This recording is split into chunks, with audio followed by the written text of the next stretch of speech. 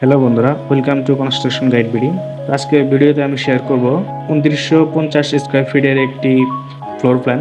আমি শুরুতেই floor প্ল্যানটি open করে নিচ্ছি। তো দেখতেই পাচ্ছেন যে এখানে আমার টিপিক্যাল ফ্লোর অর্থাৎ 2 ইউনিটের একটি ফ্লোর এবং 1 ইউনিটের একটি ফ্লোর প্ল্যান করা আছে। দেখতে পাচ্ছেন যে এখানে 80 ফুট লেন্থ এবং ওয়াইড আছে 36 ফিট 8 ইঞ্চি।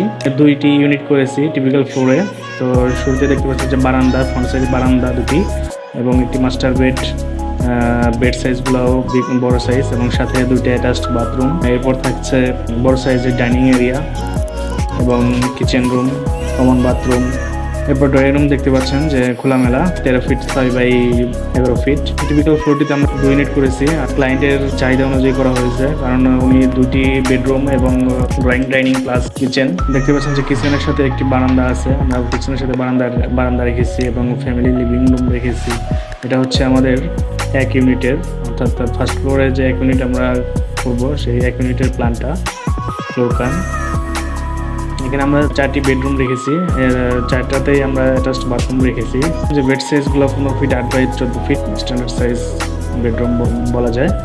এবং room, family living, dining room plus front সাইডে 4টা বেডরুমের সাথে বারান্দা, অ্যাটাচড বাথরুম। যারা এভাবে প্ল্যান করতে চান তো অবশ্যই আমাদের সাথে যোগাযোগ করতে পারেন। আমাদের ভিডিও ডিসক্রিপশনে কন্ট্যাক্ট নাম্বার দেওয়া থাকবে।